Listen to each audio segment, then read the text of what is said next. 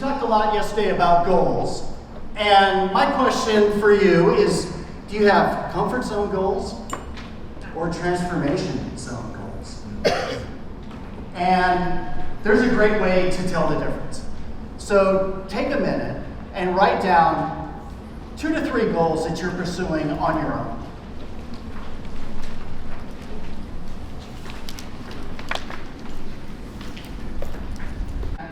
What you would dare to do if you knew that you would succeed. So what do you see are the 2 differences between those 2 things? Go ahead.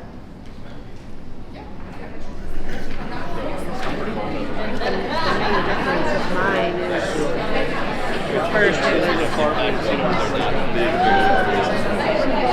you're going to do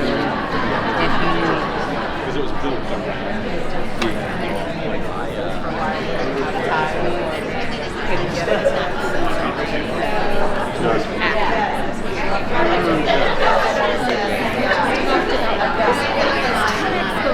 Yes, absolutely. And did everybody have a big goal for this? A big goal for this? No, I mean, no, it's not big. It's not big enough. No.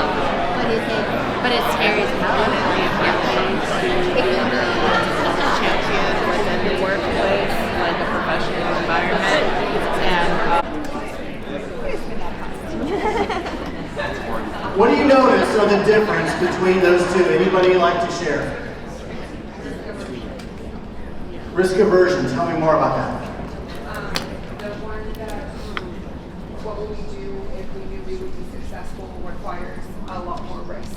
Okay, yeah, requires a lot more risk. So we don't necessarily have a crystal ball. We don't know that we're going to be successful, so we're risk averse and we don't pursue those. Awesome. What else? Yes, sir. The Dare to Dream goal had a lot more joy in it. Have a lot more joy, and also a lot more risk. Yeah, that's absolutely right. And part of what you're experiencing is this. So if we were to look at our comfort zone, it is an intersection of will and skill. And that intersection right here in the yellow line is our comfort zone. And comfort zone, we can pursue comfort zone goals. Comfort zone goals are very important to pursue because our comfort zone is not static. Our comfort zone is ever collapsing in on us. So imagine the people who stay rooted in their comfort zone and eventually they don't travel outside their hometown. They don't leave their own home. They don't invest in things that would make their lives better. And that comfort zone will collapse in on you. So pursuing comfort zone goals and pushing against that would be very, very important. Now, on the second question, what would you dare to do if you knew you would succeed? That is out here. That's your transformation zone. Now the question is, what lies between your comfort zone and the transformation zone? And herein lies the challenge. With risk, yes, it's much more joy, it's also much riskier. Because this is your discomfort zone. And in the discomfort zone, there are all sorts of obstacles that we're going to face, that you know that you're going to face. There are frenemies who are out there who might be discouraging you from pursuing that goal. And you feel that the discomfort zone is where everybody's going to watch me fall on my face. And so we tend not to pursue those goals that we know are going to bring us joy, that we know are going to transform our lives and the lives around us. But what if we knew how to get through that discomfort zone? We'd be much more likely to pursue these transformation zone goals. And the key is finding this bridge. Did anybody ever see the movie Indiana Jones and the Last Crusade. Yeah, oh, I love that movie. So you remember that towards the end, Indiana Jones, he's got the book of knowledge. And he is working his way through all these obstacles, razors that chop his head off, and you know, things that he's getting ready to fall through floors. And he eventually gets to the point where he can see his goal. He sees the Holy Grails right in front of him. And this Maltese knight who's probably 1,000 years old guarding them. But what's between Indiana Jones and the Grails? Nothing. This huge chasm. Yeah, this huge chasm that he can't leap across. And he has no idea how to get across.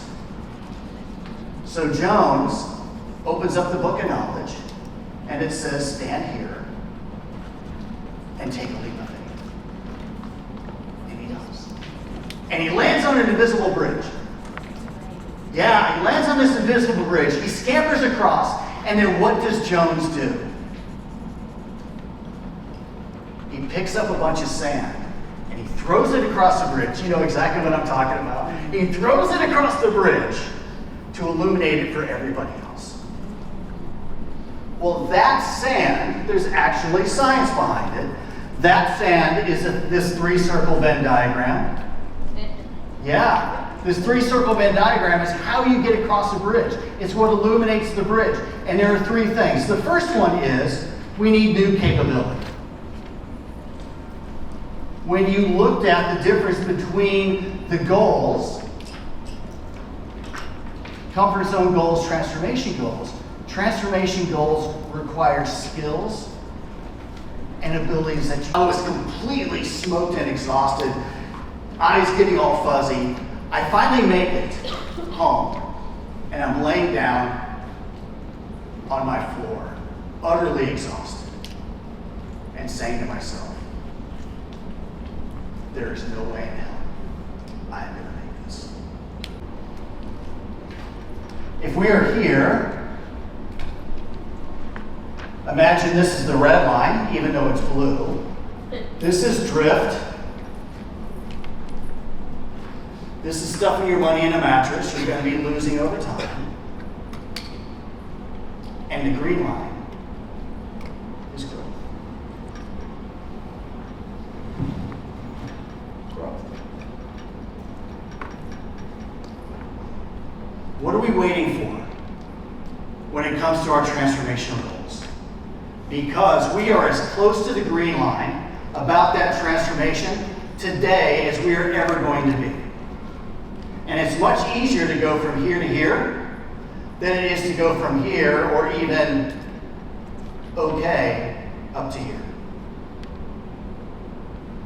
And with new capability, with the right community, and with the commitment to deal with and overcome those obstacles, you will reach those transformation goals and see even greater awesomeness beyond that. Thank you.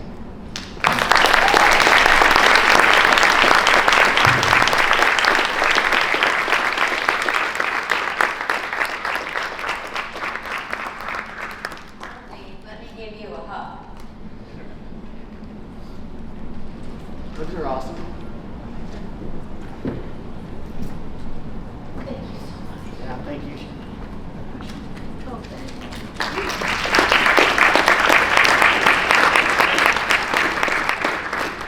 Just like on so many levels, Chris, thank you. Just leave that there for a minute. Can I do that? Oh, you can do that, yeah. I've got all sorts of visual models for you. If you just zap the QR code and don't fill it out like now, but just go ahead and zap it, and then you'll be able. Now I have glasses. Chris lives in Milwaukee. Chris is a friend of mine, and I've never had a chance to see his full story. And I know a part of it, and it moves me. And I wanted to share in hearing his story alongside you today. And Chris works with leaders who want to build unshakable business endurance. He grew up in Omaha, Nebraska, a skinny, awkward kid, which made him a target for bullies. Determined to defend himself and others, he went to West Point and graduated near the top of his class in 1987. He served in the Army for 24 and a half years, leading to an 800 paratrooper task force on a 450-day deployment to Afghanistan. His unit motivated a large enemy force to switch sides and become allies, the only example in the 20-year history of that war. You can read about that in Jake Tapper's best-selling book, The Outpost. Chris was the first American to have both fought the Taliban as a commander in combat and engaged them in high-level diplomacy. Chris is a trusted advisor to cabinet-level secretaries, four-star generals, NFL coaches, police and fire chiefs, CEOs, and executive directors. His clients have grown by over $1 million and counting. Wait a minute, $100 million and counting. I don't do math very well in public. I'm going to re-say that sentence. His clients have grown by $100 million and counting. Wow. He holds a PhD in war studies and has authored 3 books, including Leadership, The Warrior's Art, and the award-winning Zero-Sum Victory, What We're Getting Wrong About War. Chris has appeared on major national news networks and has been featured on the front pages of the Wall Street Journal and the Washington Post.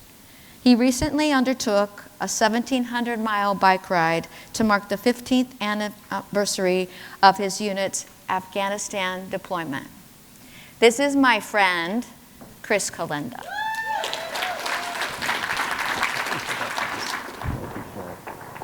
Thank you, babe.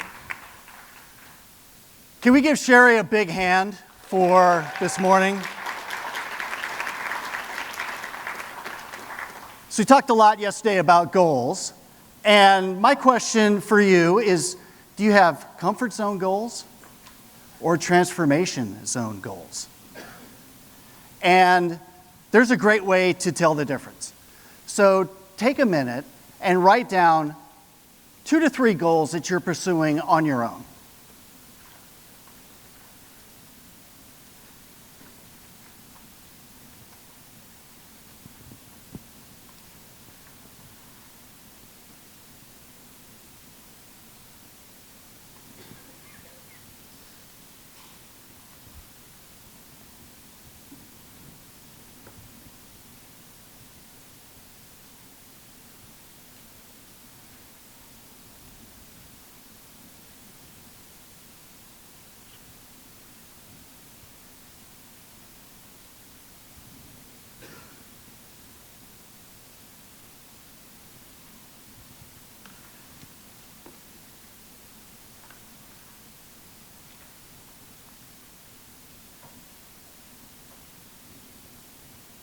Okay, take about another 20 seconds.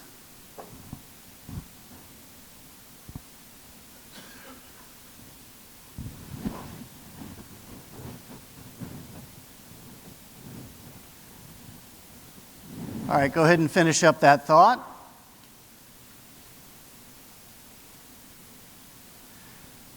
Okay, and eyes up on me. All right, now draw a line next to what you just wrote down or underneath it or whatever. And now write down, what would you dare to do if you knew you would be successful?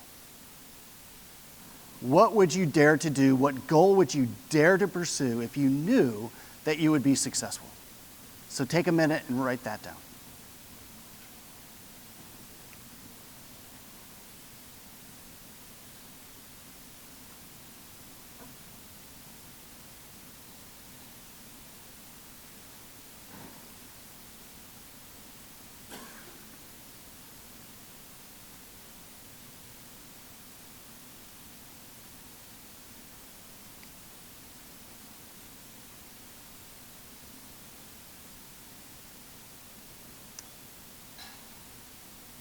All right, take another 30 seconds.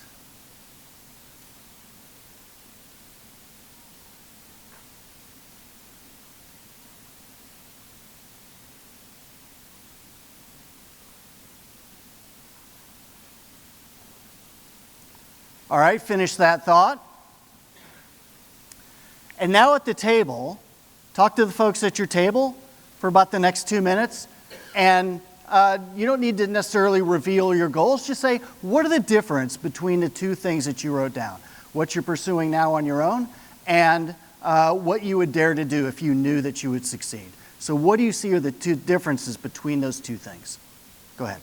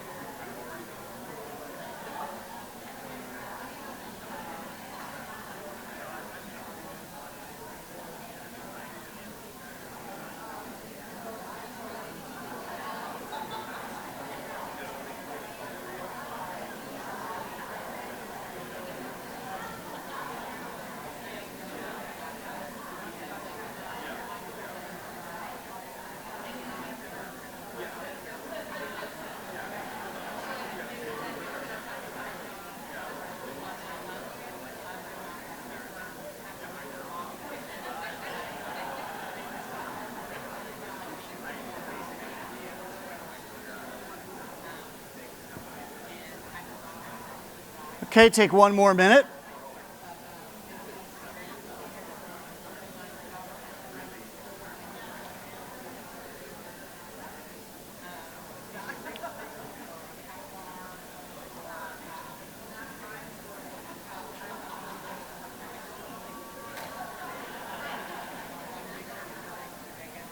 See some high fives over there. That's awesome. 30 seconds.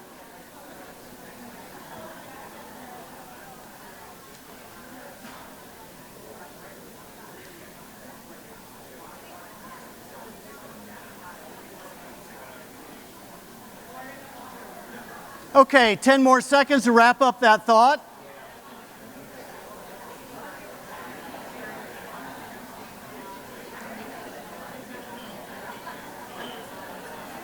All right, and go ahead and wrap that up, and eyes on me.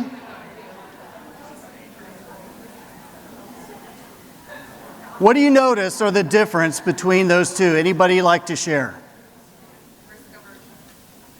Risk aversion. Tell me more about that. The one that what will we do if we knew we would be successful requires a lot more risk. Okay, yeah, requires a lot more risk. So we don't necessarily have a crystal ball. We don't know that we're going to be successful, so we're risk averse, and we don't pursue those. Awesome. What else? Yes, sir.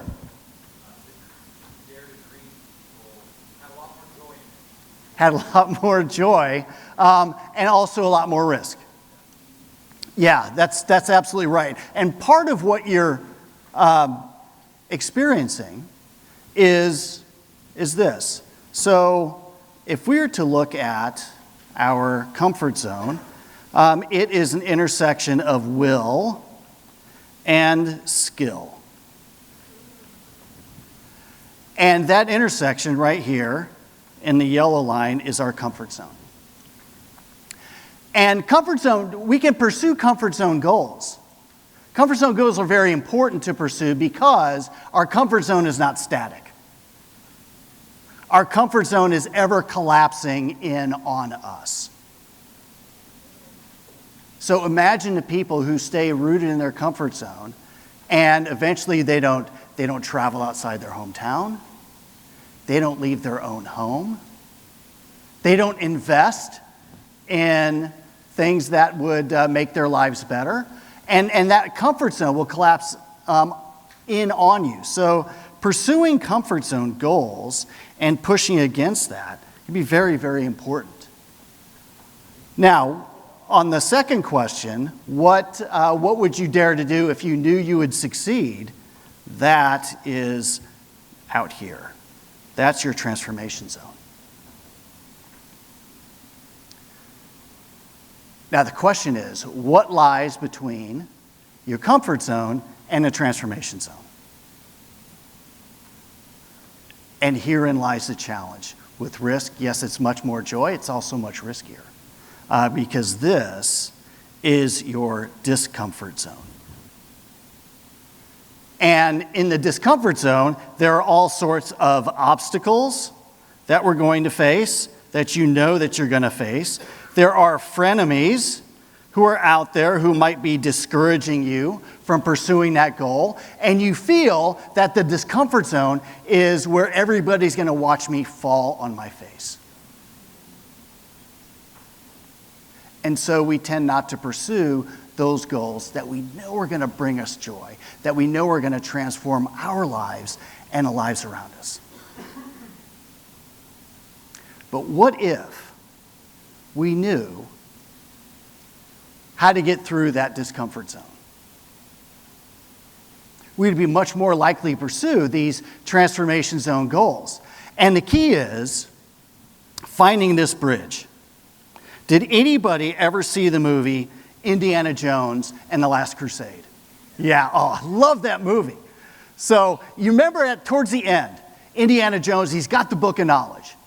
And he is working his way through all these obstacles, razors that threaten to chop his head off, and things that he's getting ready to fall through floors. And he eventually gets to the point where he can see his goal.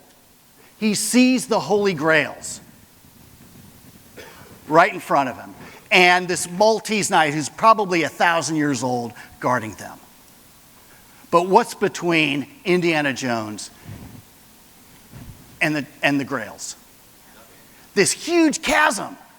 Yeah, this huge chasm that he can't leap across, and he has no idea how to get across.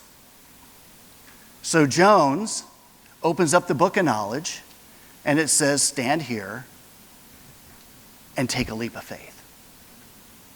And he does. And he lands on an invisible bridge. Yeah, he lands on this invisible bridge. He scampers across, and then what does Jones do? He picks up a bunch of sand, and he throws it across the bridge. You know exactly what I'm talking about. He throws it across the bridge to illuminate it for everybody else. Well, that sand, there's actually science behind it.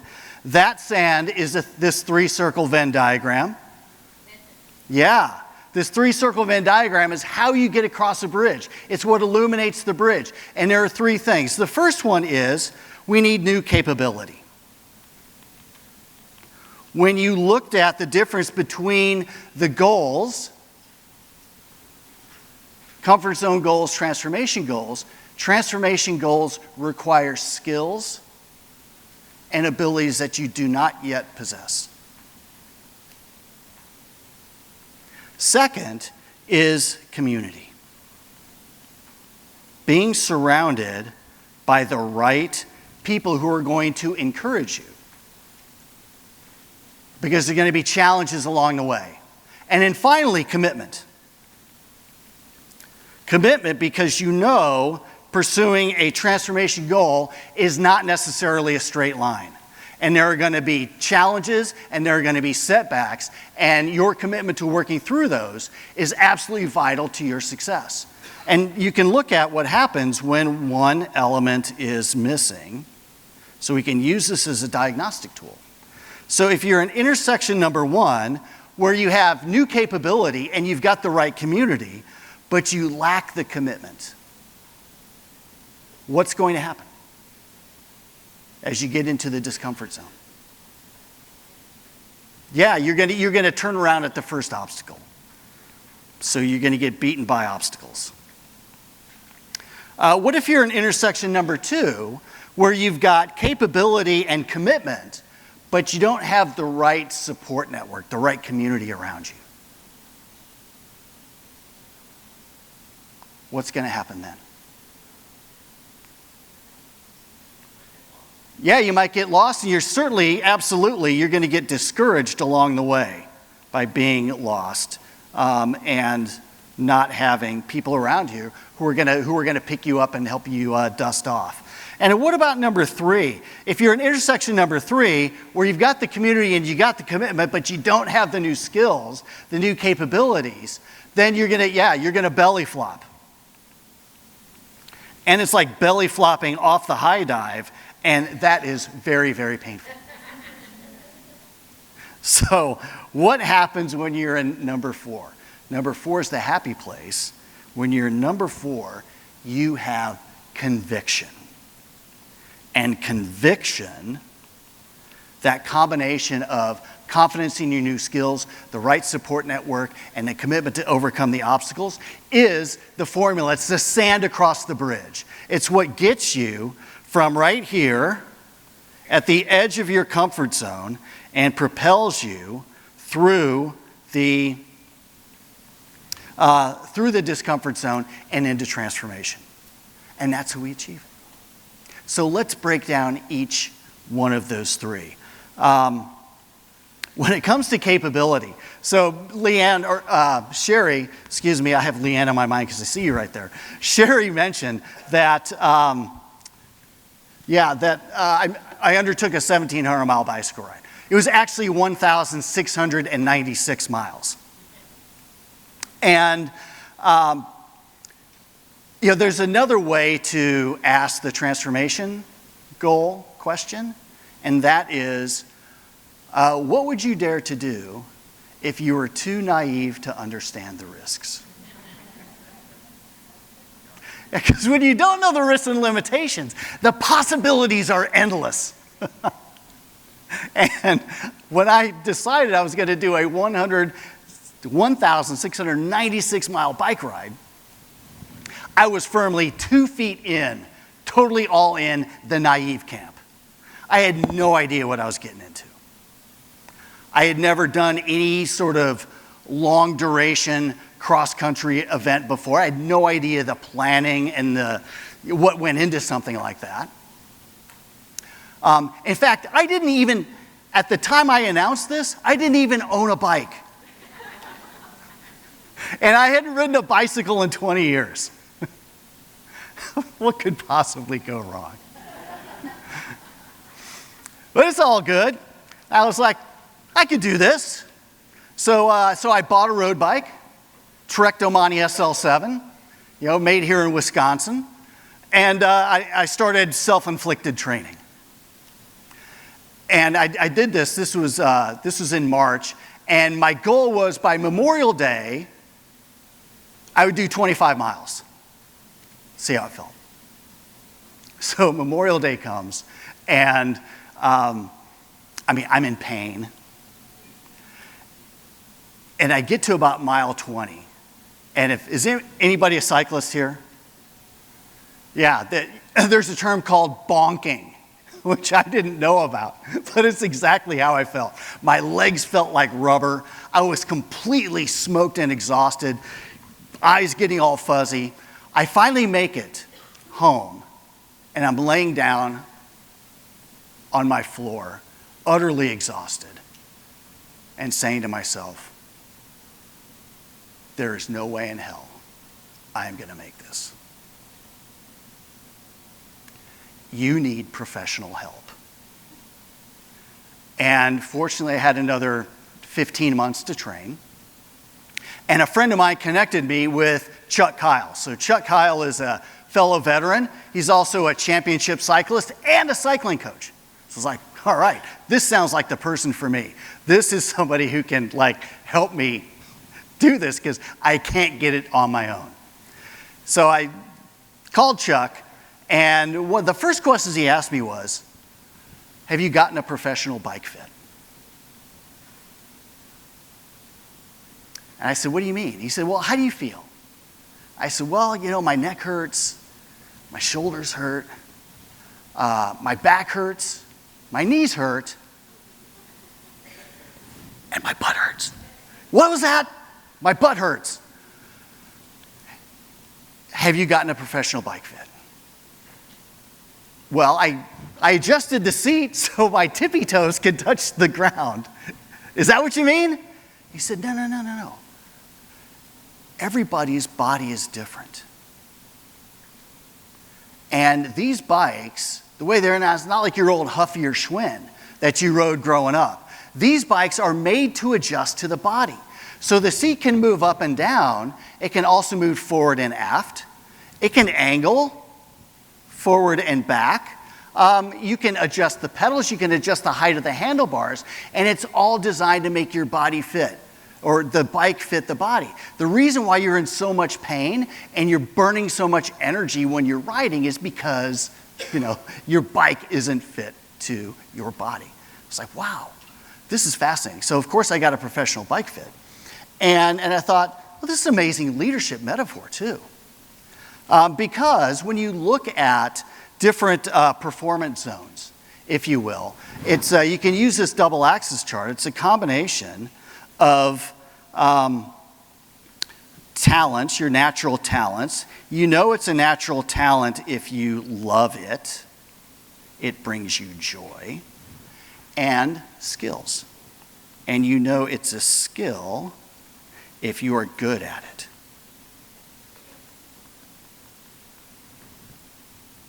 And so let's start in the lower left. If you hate it and you're terrible at it, what are you likely to do? Yeah, you're totally gonna, this is your dropout zone. It's not a right fit. And so you drop out. Steve Jobs dropped out of college. Beyonce dropped out of high school. And I'm sure people said, you'll never make anything of yourself. Yeah, who's laughing now? Exactly. All right, so that's the dropout zone. On the lower right, what happens when you're good at it and you hate it? Yeah, you start burning out. Exactly. This is when one of your best employees comes up to you and says, here's my 2-week notice. I'm done. I'm completely smoked. Anybody ever been in a situation where they were good at it and they hated it? Yeah, a lot of people. Yeah, total burnout zone. You can do the job. You're a high performer, but you're burning too much energy, and eventually you flame out. So, what if you're in the upper left? You love it, but you're not yet good at it. Yeah, this is your cultivate or develop zone. This is when you need to build those new skills that you don't yet have and may not necessarily know how to build on your own. Steve Jobs founds Apple, and he wants to transform the world, change the world through information technology. And in the early 80s, he's got the Macintosh computer, and he's got this great vision. But Jobs, his people skills were so radioactive.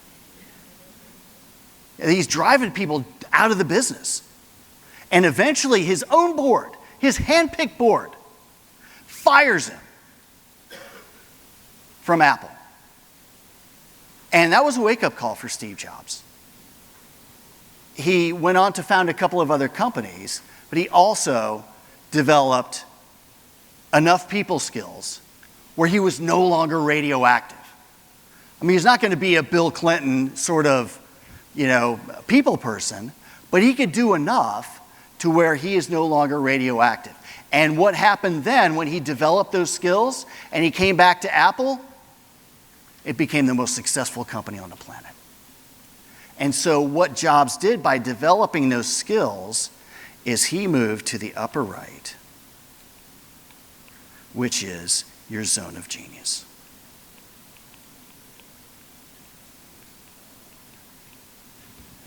Your zone of genius. Now imagine what it would feel like if you spent most of your time at work, in your personal life, in your outside work commitments, in your zone of genius. How would that feel? How would it feel if your employees spent all of their time or most of their time in their zone of genius? We tend to know our employees' skills, but oftentimes we don't know their natural talents. We don't know what they truly love. And in the slides, I gave you a bunch of visual models at the end of this.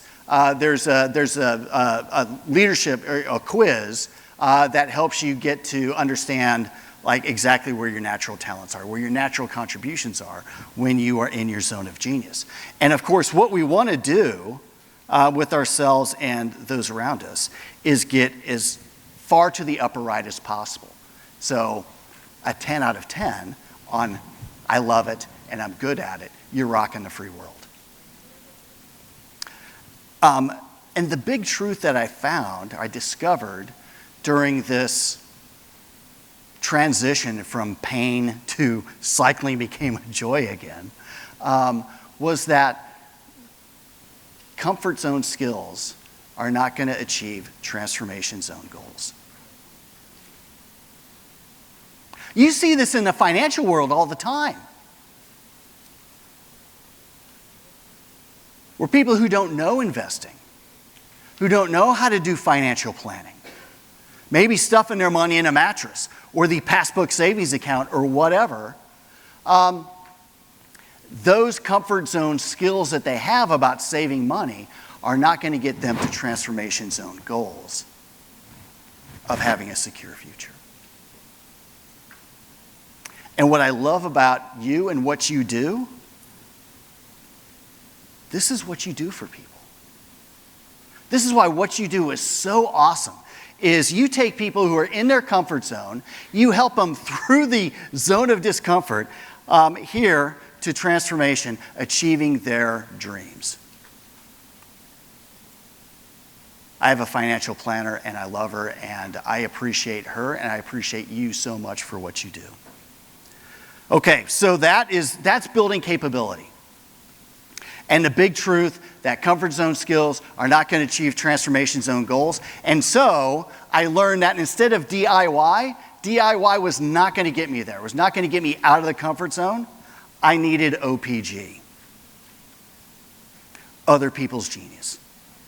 And Chuck Kyle was other people's genius. Now, the second thing I learned was about community, about the importance of community. And there are three types of people who affect our lives. And they are called sappers, trappers, and zappers. Yeah. So sappers, as you can imagine, are people that suck your energy.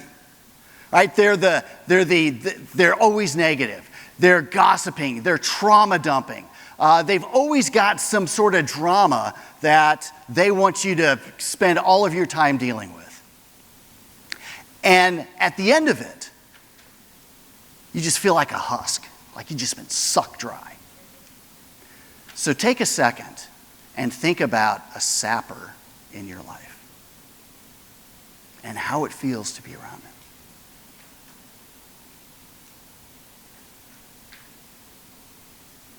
Now, the second kind of person we run into are trappers. Now, trappers are people who love us just the way that we are, and they don't ever want us to change. And so they want to keep us trapped like a bug in amber in that image that they have of us for the rest of our lives. And you will hear things from trappers like, oh, that's too risky. You shouldn't do that. You're going to make the rest of us look bad. What about me? And so what they're doing, trappers are often people who love us. They can be people close to us, and they feel threatened by growth. They feel threatened that we will outgrow the relationship. And so they try to keep us trapped. Take a second and think of a trapper in your life.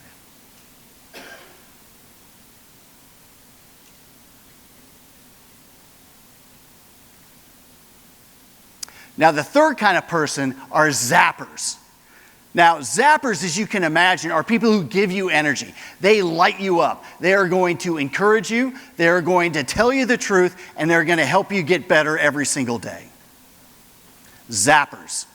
So think of zappers in your life and how they make you feel.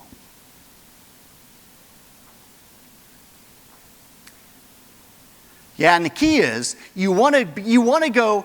There's a theory about the 5 people closest to you are the best reflection of you.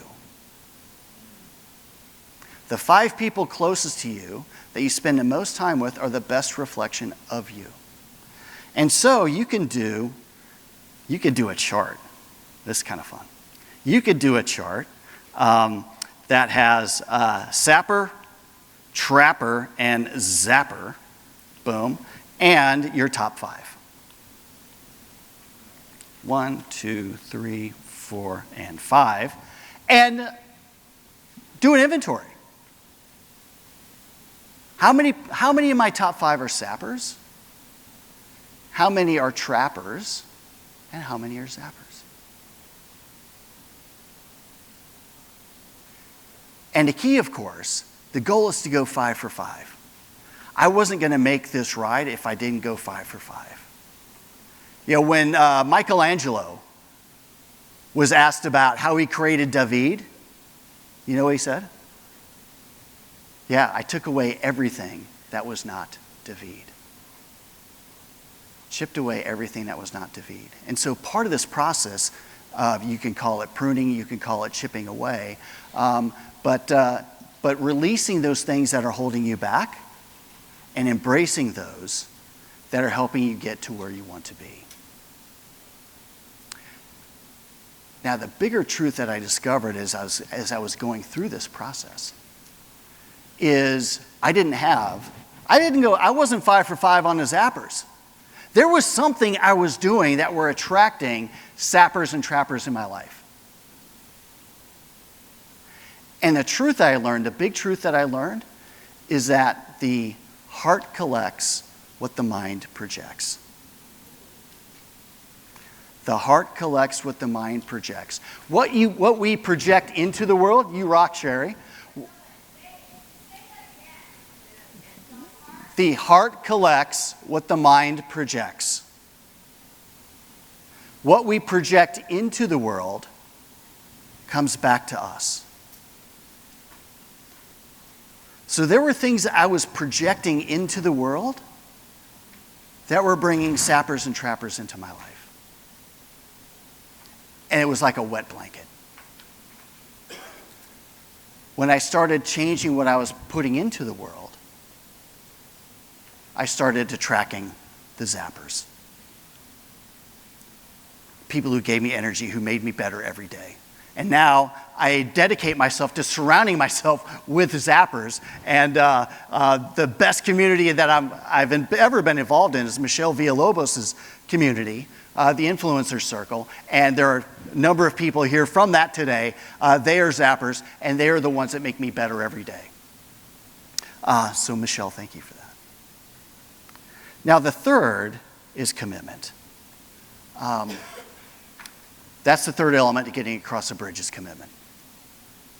So when we're in comfort zone mode, achieving comfort zone goals, it's like that chart on the lower left in the red. You're going to move forward, but you're only going to move forward at a certain angle, if you will. When you are going through the zone of discomfort, it doesn't look like a straight line. It looks more like this.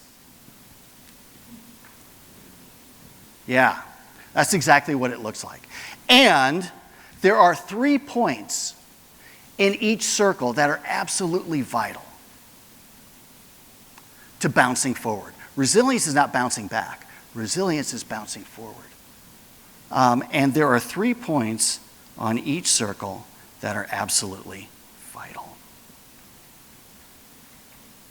And the first point is, I hit a setback. How do I feel? about that. And those feelings are going to lead to thoughts, and those thoughts are going to lead to certain actions. And so when we encounter difficulty, when we encounter setbacks, do we feel resentment and blame? So we feel resentment and blame. Our thoughts are going to be about excuses, and we're going to act in the same ways, and we're going to simply bounce around. We're going to be like in the reactive hamster wheel, just going around and around and around in circles. And during this ride, this 1,696 mile ride, I found myself facing these setbacks. So I started off in central Nebraska, and everything was awesome in Nebraska. I mean, I'm from Nebraska, of course. Everything was awesome there. I had a police escort. It was incredible. Once I got into Iowa, all hell broke loose. Oh, my goodness. It was unbelievable. Everything started falling apart. So first, this is the fall of 2022. And I planned to go west to east, first of all, because I wanted to start in Nebraska at a certain point and travel east. And it also had the added bonus of going with the prevailing winds. Yeah, so instead of my normal 15 miles an hour in a cloud of dust pace, I might get 17, 18 miles, depending on the wind. So when you add that up over a course of like 8 hours of bike riding in a day, that adds up quickly. So I am rocking it through Nebraska. It is awesome. And then in the fall of 2022, like late September, early October, if you remember, Hurricane Ian had like hit landfall and began making its way up the East Coast. And you know when you see the windmills, the big wind turbines, they always face the direction of the wind. So I'm used to like looking at the face of the wind turbines. Oh, I hate it when that happens. The face of the wind turbines. And I literally see these wind turbines change direction. Yeah. And so instead of facing, they literally went like that. And so now I've got a wind in my face. And I mean, wind in your face, you kind of like expect that a little bit. Because if the wind's in your face on the way out, it's going to be at your back on the way back. Well, when you're riding in one direction, it's like all day long, the wind in your face. And it sucked. And I'm losing like 2 to 3 miles per hour. So instead of 15 miles an hour in a cloud of dust, I'm down to like 12. That adds up. And I started going through this loop. Started feeling a little bit sorry for myself. Started getting outraged at the wind. How useless is that? And then I thought, what if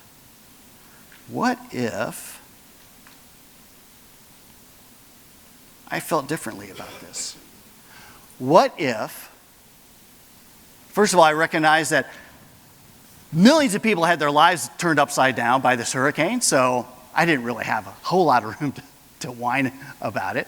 And second, what if I can't change the wind, what if I could change my silhouette? Yeah, and so my backup bike had the cruiser bars, where you can lean way down. And it didn't get me back up to 15 miles an hour, but at least it got me a little bit faster. So the wind was the first thing in Iowa. Now the second thing, and I mean, you wouldn't think that this would be Iowa. Iowa people are supposed to be nice, but I encountered road rage in Iowa like it was going out of style. I mean, people were giving me the bird, hawking at me, trying to run me off the road. I actually got the bird once in Nebraska. It was from somebody in Iowa plates. I say. I know, exactly. I love people from Iowa. So, people would blow past me at like 80 miles an hour. When you have a semi blowing past you at 80 miles an hour, the wind displacement is huge. And I'm going to die I'm going to die out here. And so I started going through the loop and asked myself, what if? What if I could make these angry people, invariably in pickup trucks, slow down? How would, second question, how would I do that? Well, I had a radar on the back of my bike, and I thought, well, why don't I just, instead of riding on the side and allowing people like blow right past me, how about riding in the middle of the lane? Yeah, and so I knew when they were coming up behind me, my little backlight was flashing red. I could see somebody coming up behind me, and when they came up behind me and they slowed down, I just pulled over, and they went right across. So maybe if I do that, all of those nice people in pickup trucks who are very angry and not compensating for anything might let me, not blow me off the road. And so that's all working. That all worked pretty well. But at the same time, in Iowa, my butt started hurting in excruciating pain. And I was like, I had no idea what to do. I was sitting on bags of ice every night. I was taking ibuprofen and Tylenol like they were candy, alternating these things just to try to take the edge off. And nothing was working. And I was like, I got a pretty high pain threshold. This is crazy. And I was like, do I need like to put on 2 sets of bike shorts? Do I need a thicker saddle? I was completely at a loss. And so after day 6, I had a day break, and my cycling coach, Chuck Kyle, had finished some sort of cycling championship. And so I called him up, and he's like, hey, Chris, how's it going? It's like, well, it's going fine. No, how's it really going? It's like, well, my butt really hurts. And I don't know what to do about it. So do I need to double bike bib? Do I need a thicker bike saddle? He said, no, don't do any of that. Here's what I want you to do. I want you to take your seat, and I want you to angle it forward by 1 millimeter and tell me how it feels. Like, what? You got to be kidding me. No.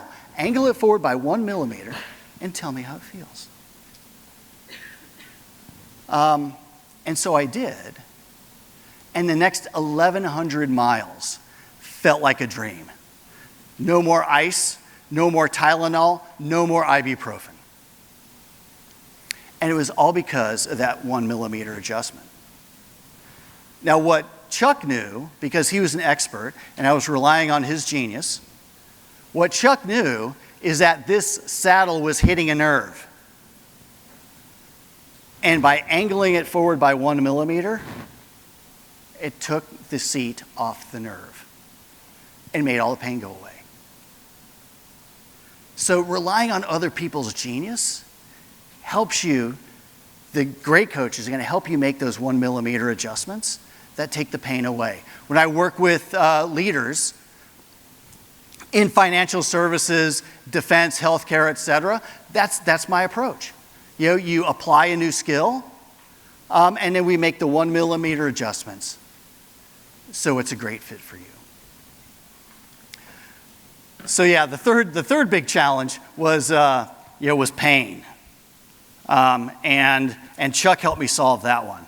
Now the last big challenge, or the fourth big challenge, was EPA, and I don't mean Environmental Protection Agency.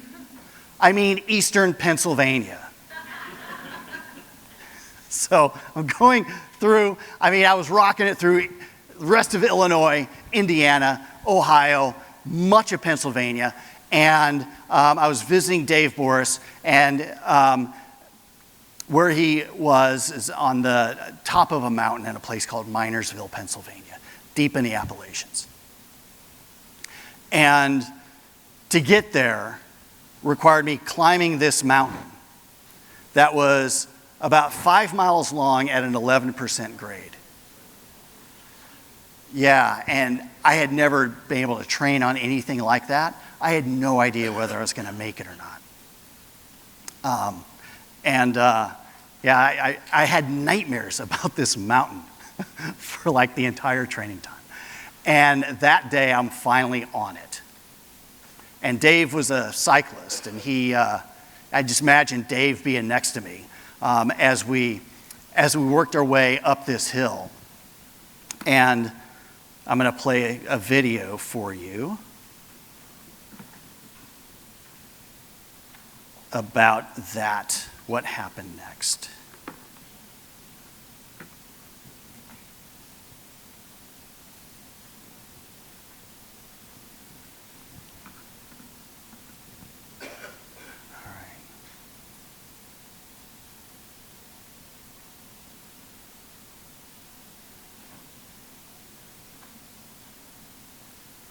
Oh, could we get some volume? Cable should be plugged in. Let's try again. All right. So while I'm fixing the tech, at your table, talk about your top takeaways so far. Let's take like 3 minutes and talk about your top takeaways so far.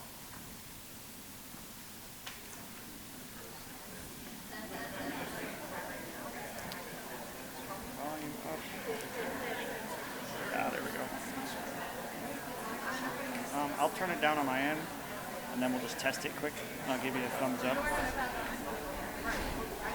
I want people to know our 6.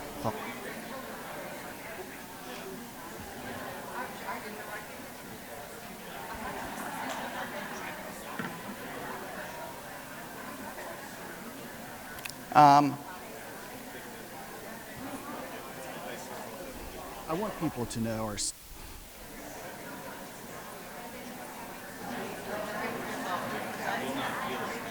Yeah.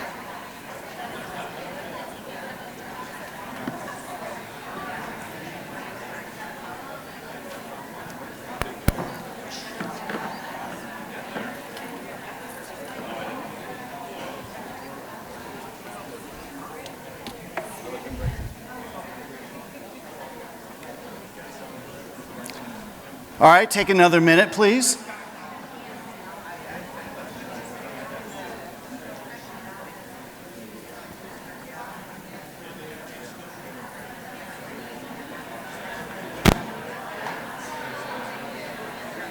And 30 seconds.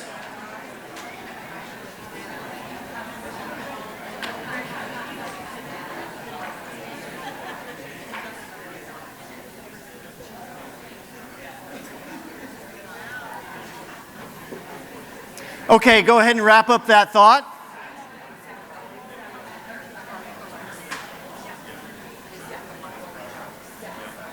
Awesome, and eyes on me, please.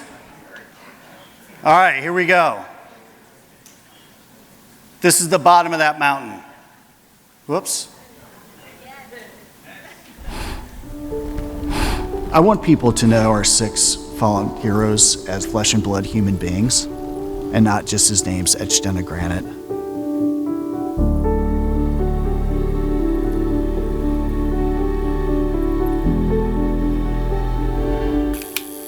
The love that you have for people who you were in combat with, it never goes away.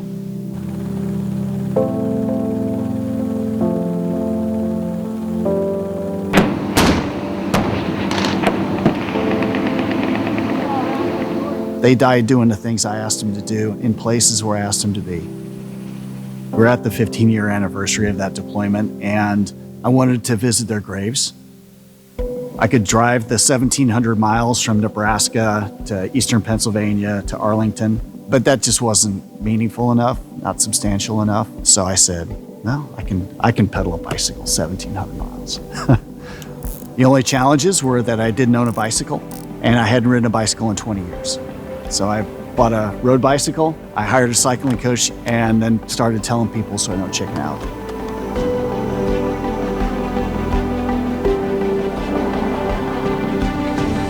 I started out in Spalding, Nebraska, 15 years to the day when Chris Pfeiffer died of wounds. The outpost came under attack, and a shot missed Chris's body armor by about that much. So Chris passed away on September 25th. The next day, his wife, Karen, went into labor, and the day after that, their daughter, Peyton, was born. Adrian Hike, who's buried in Carroll, Iowa, is one of our best non-commissioned officers. Somebody who showed, just tremendous resilience.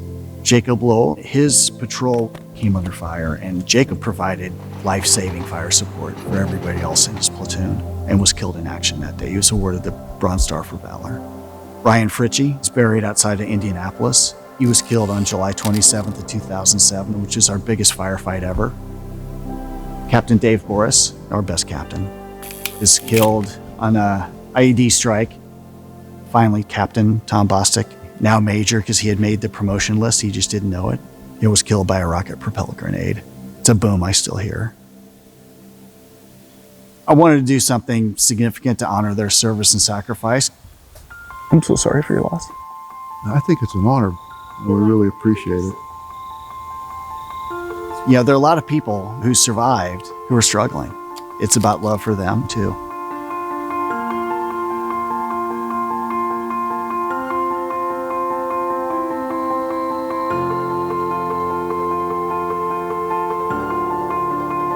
Combat is like a glacier that moves through your life at a high rate of speed, and it changes so much about you. Doesn't mean you're broken, it's just you're different. So helping that group of people who are struggling find that new purpose and belonging is vital. Had I not found that, I wouldn't be here today. They had my back for 15 months. People I love, people I want to make sure get the support that they need, the help that they need to achieve their dreams. Thank you.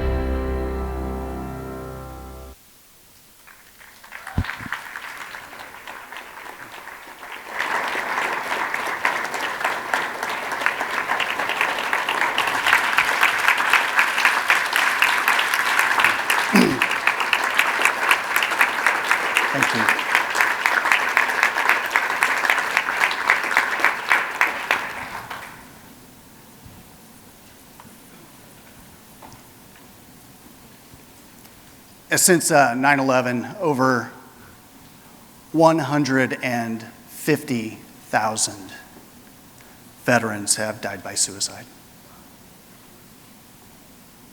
That doesn't even count the diseases and overdoses and other deaths of despair.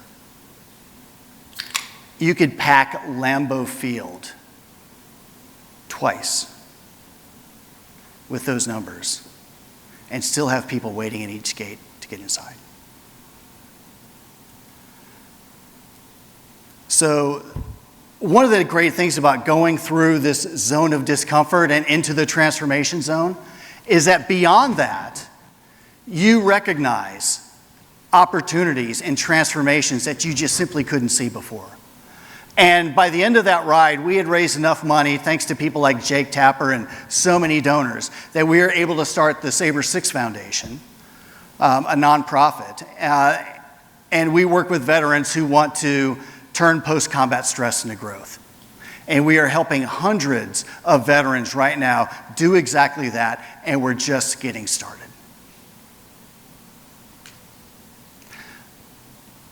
So I'll close with something that you probably do with your clients all the time. And if you don't, you can. There are two lines. If we are here, imagine this is the red line, even though it's blue. This is drift. This is stuffing your money in a mattress you're going to be losing over time. And the green line is growth. Growth. What are we waiting for when it comes to our transformational goals? Because we are as close to the green line about that transformation today as we are ever going to be. And it's much easier to go from here to here than it is to go from here, or even okay, up to here. And with new capability, with the right community, and with the commitment to deal with and overcome those obstacles, you will reach those transformation goals and see even greater awesomeness beyond that. Thank you.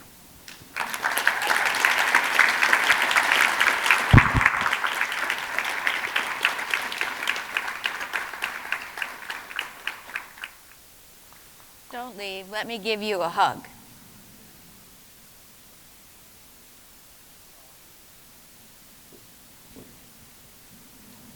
Thank you so much. Yeah, thank you, Sherry.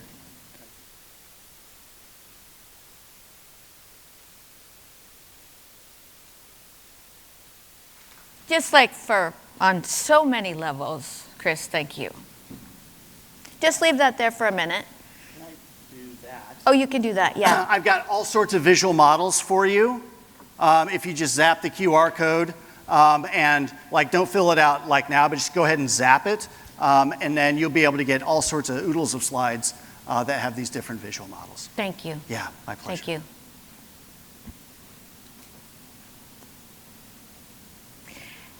What I'd like to do is, if you guys will play along, let's have a 15-minute break, and then Z is going to come up and spend some time with us.